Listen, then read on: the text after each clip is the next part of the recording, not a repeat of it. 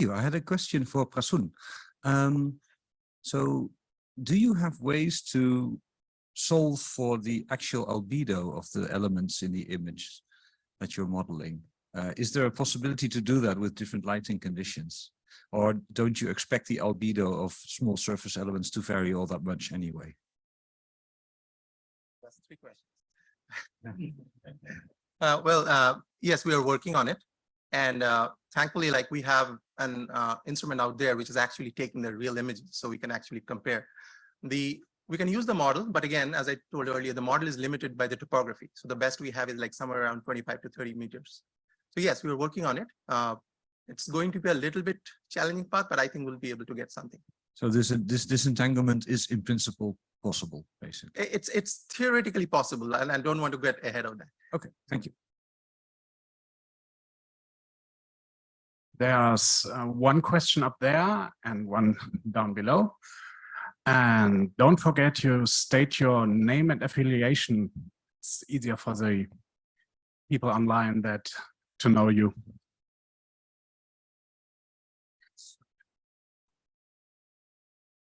Am I next?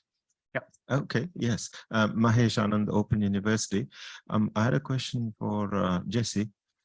I know you can have your water bottle.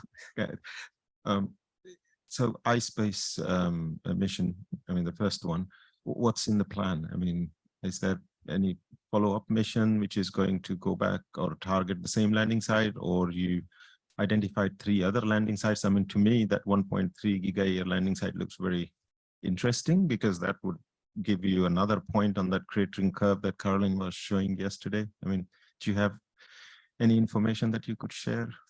Well, so I'm working with the MBLSC, not with iSpace, for the next mission. So we are planning Rashid 2 for, like Sarah said, the flight model will be ready end of 2026, but this one would be a polar mission. And then we'll see if in the meantime, there is a chance to maybe come back with a copy of the actual Rashid for an earlier opportunity. But at this point, we don't know. Or if somebody else wanted to go to one of your landing sites, they could still go.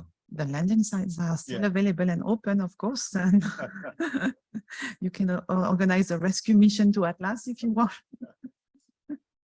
Thanks. Yeah.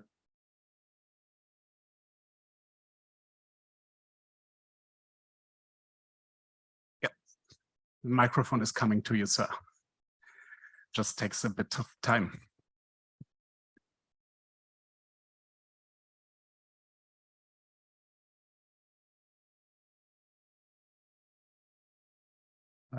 Josh Cahill, APL. Jessica,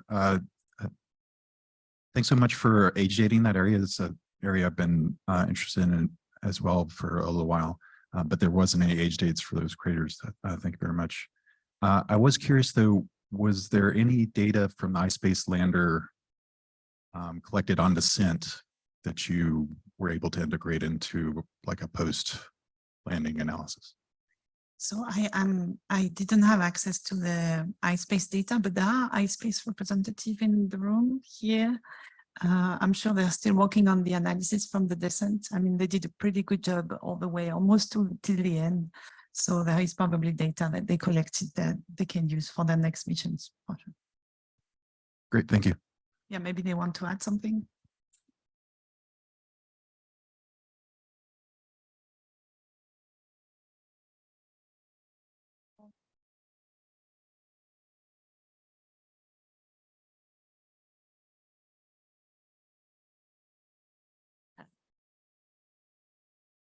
Thank you. So Sophia Casanova from iSpace Europe. So unfortunately, we did collect data while we were landing. We have telemetry data to prioritize the retrieval of the telemetry. No imagery or scientific data was able to be transferred back. But we certainly have a lot of data that was collected and imagery that was shared while we were in orbit. And we do have our second mission, which is coming up at the end of launching end of 2024, 2025. And so we'll have a lot of lessons learned from our first mission that we'll be putting towards our second mission.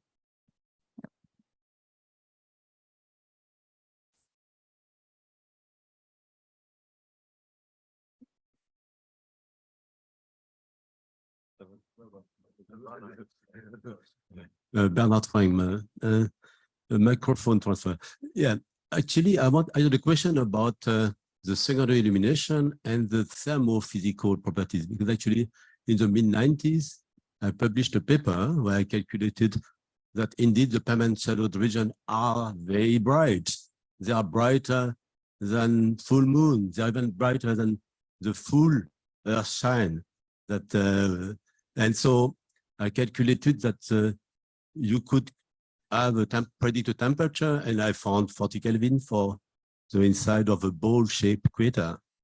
Now, I wanted to ask you if you could then also calculate the thermal balance, and if you found any consistency with the thermal measurement, or if there are thermal anomalies in the permanent shadowed region. Yeah, so stay tuned. We've just submitted a paper to GRL. And we are working on that. So yeah, you'll see that. Basically, we do see correspondence, and we are able to go better than what you get in current models. So yeah, and we can compare this directly to the actual observed radiance measurements through ShadowCam. So yeah, we are getting there. We're trying to match both the math and the observation.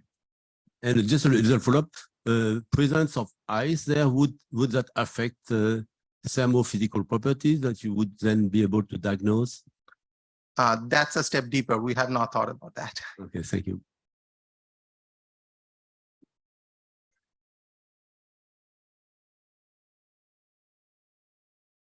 Are there any more questions from the online community or here in the audio?